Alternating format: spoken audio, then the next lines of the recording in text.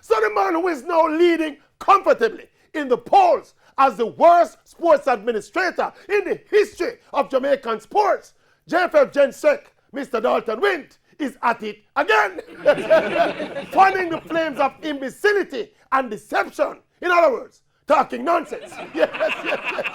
Listen to Mr. Wint addressing the Federation's inability to pay bonuses to the national coaches from last year's CONCACAF Gold Cup. Listen. This time around, we did not go further than the semi-final, which you only receive a meager $50,000.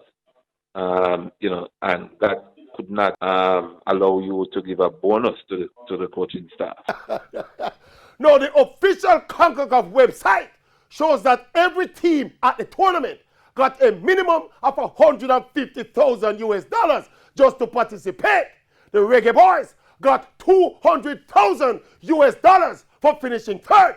Where Mr. Wint get a $50,000 figure there from? And it's not done yet. Listen some more. Listen. You can only pay a bonus to people when they make a profit. That's all. And that wasn't the case. World Cup is a huge loss to the JFF, unless you win it. Even if you come second, Listen, for every single team participating in the Gold Cup, all expenses, air and ground transportation, accommodation, meals, nutrition, every single expense is covered by CONCACAF.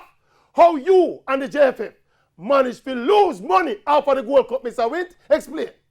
What do you do? You don't visit the casino? Mr. Wint, you need to wake up, man. Mr. Wint, wake up, big man. You're asleep on the job. Wake up.